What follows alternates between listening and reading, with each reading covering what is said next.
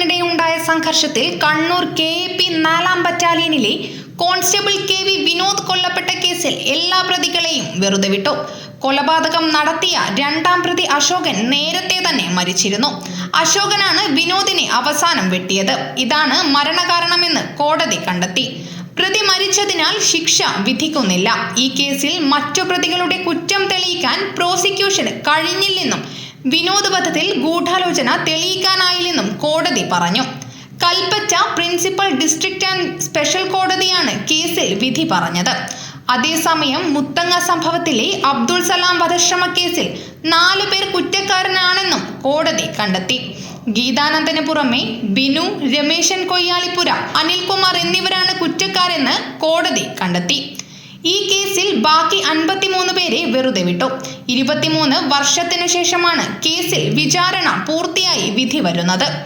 2003 ജനുവരിയിലാണ് ആദിവാസി ഗോത്രമഹാസഭയുടെ നേതൃത്വത്തിൽ ആദിവാസി കുടുംബങ്ങൾ മുത്തങ്ങയിലെ കാടുകളിൽ കുടിൽകെട്ടി സമരം തുടങ്ങുന്നത്. ഫെബ്രുവരി 19-ന് സമരക്കാരെ ഒഴിപ്പിക്കുന്നതിനുള്ള പോലീസ് നടപടിക്കിടെയാണ് അവർ ബന്ദിയാക്കിയ വിനോദിന് വെട്ടേറ്റത്.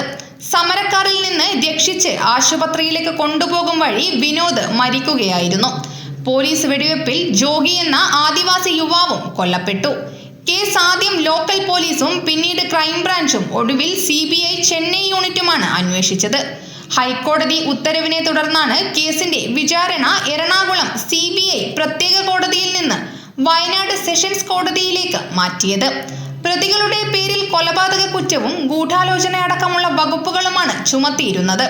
പ്രതികളിൽ 2 പേർ വിനോദിനെ മാരകമായി മുറിവേൽപ്പിച്ചിട്ടുണ്ടെന്നും കുറ്റപത്രത്തിലുണ്ട്. News bureau, Kannur media.